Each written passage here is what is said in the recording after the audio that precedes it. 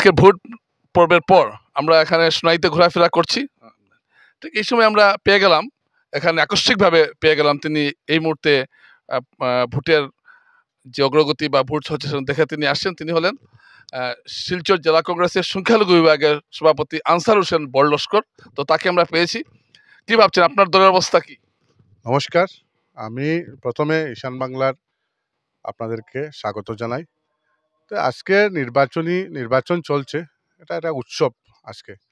তো আমরা প্রথমে ধন্যবাদ জানাই, আমি বিশেষ করে বাগপুর সোনাবাড়িঘাট জেলা পরিষদের ক্যাম্পেইনিং কমিটির চেয়ারম্যান, তো এখানের ইনচার্জও আমি। তো আমার বিশ্বাস যে আজকে যেভাবে আমি সকাল থেকে এখন পর্যন্ত ঘোরাফেরা করছি, প্রত্যেকটা সেন্টারে গিয়েছি, মানুষের যেভাবে স্বতঃস্ফূর্তভাবে বাগপুর সোনাবাড়িঘাট জেলা পরিষদের মানুষ যেভাবে কংগ্রেসের পক্ষে ভোটদান করেছেন, এর জন্য আমি প্রত্যেককে অশেষ ধন্যবাদ, আন্তরিক অভিনন্দন জানাই। যে আমাদের যে রুমি বেগম মজুমদার যে প্রার্থী বিপুল ভোটে জয়ী হচ্ছেন, সেটা নিশ্চিন্ত হয়েছি আমরা। এবং বাকি যে আমার আরও 3টা জেলা পরিষদ সোনাই সমষ্টি রয়েছে, আমার বিশ্বাস একটা তো আমার দিদারকুশ নকদিরগ্রাম জেলা পরিষদ, সেটা আমরা মানে শুধু কাউন্টিংয়ের অপেক্ষায়, সেটা আমরা জিতে গিয়েছি।